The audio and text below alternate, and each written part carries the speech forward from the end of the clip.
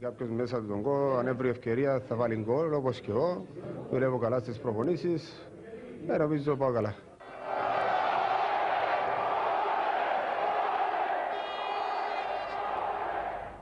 Και δεν είναι τυχαία που στο μόνο παιχνίδι που χρησιμοποίησαμε δήλωση ήταν αυτό και με τον Πάμπη τον Ανδρέου. Θα δείτε αργότερα στη βαθμολογία γιατί προτιμήσαμε σήμερα και προβάλαμε με τον τρόπο που προβάλαμε τον Πάμπη τον Ανδρέου. Πολλοί λένε ότι είναι χρονιά της πρωτεύουσας, Εμίλια. Πάει καλά η Ομόνοια, πάει καλά το ΑΠΟΕΛ, πάει καλά και ο Ολυμπιακός. Θα μιλήσουμε και με τον Κώστα. Εσύ πρώτα να μας δώσεις την άποψη. Να σου πω εγώ. Δυστυχώς εμείς τα τελευταία χρόνια έχουμε κάποια προβλήματα με τον Ολυμπιακό. Ελπίζω ότι κοντεύει και το μάτσο το δικό μας με τον Ολυμπιακό. Εγώ είπα την άποψη μου πριν. Εμείς ελπίζουμε να πηγαίνουν όλοι καλά, να μας αντιμετωπίζουν στα ίσα στο γήπεδο και εκεί με την αξία μας εμείς να παίρνουμε τους 3 πόντους και να φεύγουμε. Ο Ολυμπιακός φαίνεται ότι κάνει μια πολύ καλή πορεία φέτος. Φαίνεται ότι έχει παίχτες οι οποίες δίνουν αυτόν το κάτι ξεχωριστό. Θα δείξει συνέχεια.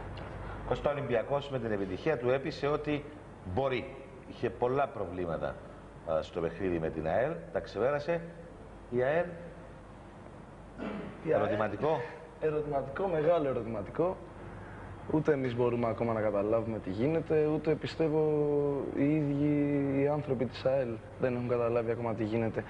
Βέβαια, εμείς όπως είπε και ο Εμίλιος πριν, βέβαια το γενίκευσε πολύ ο Εμίλιος, επειδή τώρα μίλησες για Λευκοσία, Λεμεσό. Όχι, δεν μίλησε. Ναι, εννοώ... Είπα ότι βέβαια, πολλοί λένε ότι είναι εναντίον του διαχωρισμού Λευκοσίας. Βεβαίως. Αντιλαμβάνομαι τι λες. Απλά επειδή είπες ότι είναι η χρονιά της πρωτεύουσας. Για μας δεν θέλουμε να είναι η χρονιά της πρωτεύουσας. Δεν θέλουμε με ποια έννοια, ότι θέλουμε όλοι να είναι δυνατοί και να είναι εκεί και η Λάρνακα και η Λεμεσός και η Πάφος. Γιατί παίχτες Κύπριους έχουμε πάρα πολύ καλούς και τους βλέπουμε και στο εξωτερικό και στην Ελλάδα. Λοιπόν, είναι καιρός να αναζωογονήσουμε και το ίδιο το ποδόσφαιρο, το ίδιο το πρωτάθλημα, το κυπριακό.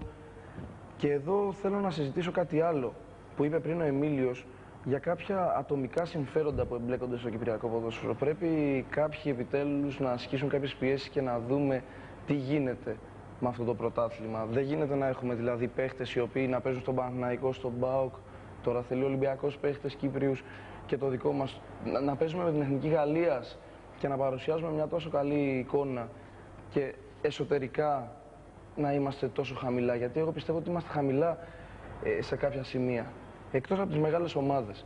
Δηλαδή βλέπουμε ότι υπάρχουν κάποιες μικρές ομάδες οι οποίες ανεβαίνουν, κατεβαίνουν, ξανανεβαίνουν, ξανακατεβαίνουν. Δεν έχουμε αυτή τη σταθερότητα όλες οι ομάδες του πρωταθλήματος να μπορούν να μπουν δυναμικά στο πρωτάθλημα, να πάρουν κάποιες θέσεις στο κύπελο, να αποκλείσουν κάποιες μεγάλες ομάδες.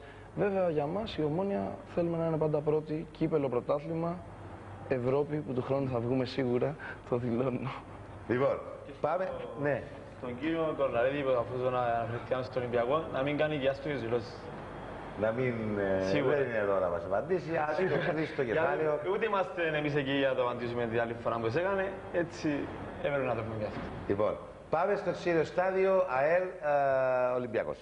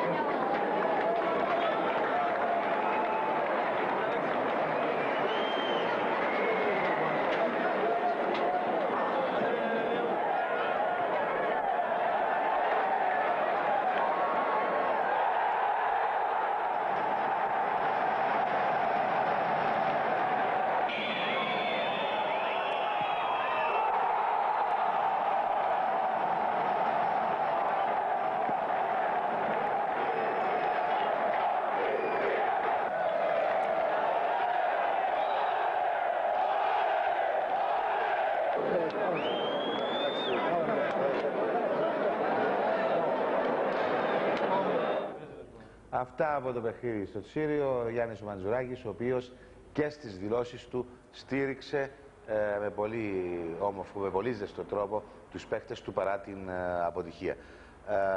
Όπως κάθε χρόνο σχεδόν τα τελευταία χρόνια, Εμίλη, και η ανόρθωση στους δυνατούς αντιπάλους. Η ανόρθωση απόδειξε τα τελευταία χρόνια ότι ακόμα και όταν φεύγουν ποδοσφαιριστές εγνωσμένης αξίας καταφέρνει να κρατείται στις πρώτες θέσεις του πρωταθλήματος. Είναι πάντα ένας αντίπαλος ο οποίος θέλει προσοχή. Το γεγονός ότι γύρισε το αποτέλεσμα εχθές νομίζω είναι μια απόδειξη αυτού. Τώρα το πώς χειρίζεται εσωτερικά η ανόρθωση τα θέματα παιχτών, προπονητών κτλ. Είναι μια υπόθεση δική τους που εμπεριέχει ρίσκο. Όπως για κάθε σωματείο είναι δική του υπόθεση, σίγουρα. Το πώς χειρίζεται το θέμα και τις σχέσεις του με τους ποδοσφαιριστές. Και για το γεγονός με την ΑΕΛ, νομίζω το οποίο συμβαίνει ότι τα πολλά λεφτά που έχουν έρθει στο Κυπριακό ποδόσφαιρο νομίζω δεν συνεπάγονται αυτόματα για την αναβάθμιση του Κυπριακού ποδοσφαίρου. Δηλαδή δεν μπορείς να χτίσεις μια ομάδα μέσα σε ένα χρόνο. Αυτό είναι φυσιολογικό. Οι αποφάσεις που παίρνονται και τις οποίες παίρνει το κάθε σωματείο εσωτερικά σίγουρα είναι σεβαστές. Ο καθένας παίρνει τα ρίσκα με τις αποφάσεις που παίρνει. Σίγουρα κάποιος θα δικαιώσει οι πολιτικοί οι οποίοι ακολουθούν, κάποιοι άλλοι θα μείνουν στο περιθώριο. Να δούμε λοιπόν πώς γύρισε το παιχνίδι η ανόρθωση στον αγώνα με την Αλκή.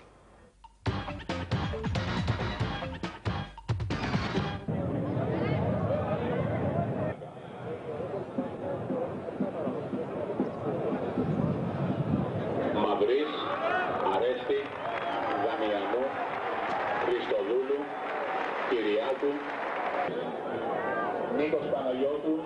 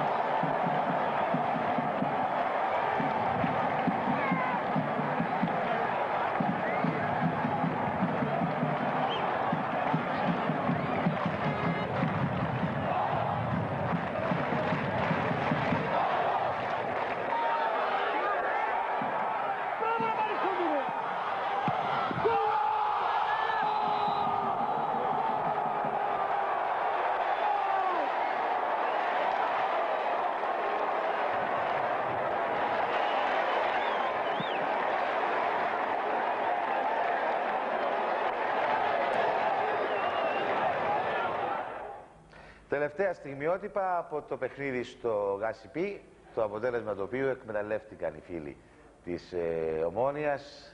Το έχουν πει και νωρίτερα τα παιδιά εδώ, ότι τους ικανοποίησε και σκόρπισε έτσι λίγο την θλίψη του Σαββατόβραδου. Πάμε να δούμε λοιπόν πώς έμεινε το 0-0 στο ΓΑΣΥΠΗ.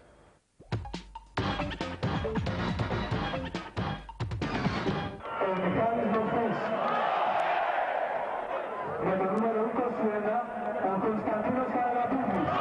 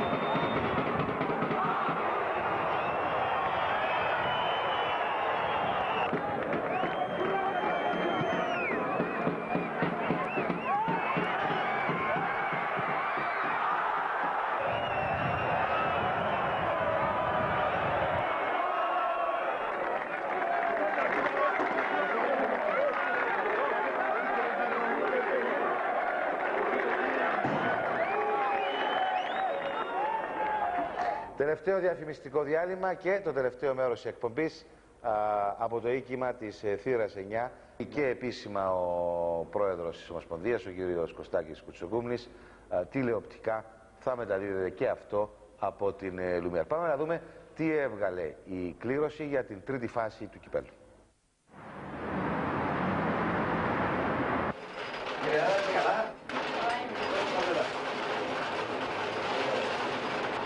Με την ΑΕΜ Μεσόγης. Εθνικός Άσος. Εμίλια, για να επικρατήσει το ήθος, για να τιμηθεί το ήθος, κάνατε πρόσφατα και μια εκδήλωση στο ΓΑΣΥΠΗ. Το πρώτο πράγμα το οποίο μάθαμε εμείς να κάνουμε στις τάξεις των οργανωμένων οπαδών της Ομόνοιας είναι σίγουρα η αυτοκριτική. Ποτέ δεν εριστάσαμε και σίγουρα υπήρχαν στιγμές οι οποίες έκαναμε και λάθη. Ίσως να απογοητεύσαμε και ανθρώπους και αγνούς ομονιάτες, αλλά και από τη διοίκηση του σωματείου με κάποιες ενέργειες μας. Σίγουρα όμως πρέπει και εκείνοι να μας πιστώσουν ότι κάποιοι από εμάς καταβάλουν υπεράνθρωπες προσπάθειες και αν σε κάποια παιχνίδια γίνονται κάποια παρατράγουδα, σε όλα εκείνα τα παιχνίδια στα οποία δεν γίνονται παρατράγουδα, είναι ακριβώς διότι κάποιοι παίζουν σημαντικό ρόλο και αναλαμβάνουν την ευθύνη των οργανωμένων οπαδών. Φέτος έχουμε κάνει έναν βήμα εξελιχτικό. Έχουμε δηλώσει έμπρακτα την απόφαση μας για αποκήρυξη της βίας από τους αγωνιστικούς χώρους. Το γεγονός το οποίο σίγουρα μας επίκρανε πάρα πολύ ήταν το περσινό παιχνίδι με την ανόρθωση εξυπαιτιότητας των οπαδών της Ομόνοιας, το οποίο και διακόπηκε. Και εμείς το έχουμε δηλώσει πολλές φορές ότι δεν είμαστε απλά οργανωμένοι οπαδοί στο όνομα. Εμείς προβληματιζόμαστε από καταστάσεις, παίρνουμε μέτρα, παίρνουμε αποφάσεις και προσπαθούμε όχι απλά να κάνουμε εξαγγελίες, αλλά να υλοποιούμε τα μέτρα τα οποία παίρνουμε. Εκείνο το οποίο κάναμε τα πανώ σε έναν πρόσφατο παιχνίδι της Ομόνοιας ήταν ακριβώς μια έκκληση προς τον οποιοδήποτε φίλαθλο της Ομόνοιας, όχι μόνο από τους οργανωμένους, αλλά και από τους άλλους οπαδούς, οι οποίοι βρίσκονται στις άλλες κερκίδες, διότι νομίζω ότι το πρόβλημα δεν εστιάζεται μόνο με τους οργανωμένους οπαδούς. Το φαινόμενο της ρήξης των αντικειμένων στα γήπεδα νομίζω είναι ένα γενικό φαινόμενο. Ακριβώς εμείς ήθελαμε να δώσουμε το μήνυμα. Αυτό ήταν το πρώτο το οποίο κάναμε. Και το δεύτερο έχει να κάνει άμεσα με εμάς τους ίδιους, με τη μεταφορά μας στους άλλους αγωνιστικούς χώρους εκτός Λευκωσίας και αντίστοιχα τα παιδιά εκτός Λεμεσού και Λάρνακας. Έχουμε πάρει ένα μέτρο σύμφωνα με το οποίο στα λεωφορεία μεταβιβάζονται μόνο εκείνοι οι οποίοι έχουν ταυτότητες μελών της θύρας 9, ακριβώς προσπαθώντας με αυτόν τον τρόπο, αφού έχουμε σπάσει πλέον όλα τα ρεκόρ σε ποσότητα κόσμου στα γήπεδα, κάνουμε την προσπάθεια ακριβώς να μεταφέρουμε την ποιότητα στα γήπεδα.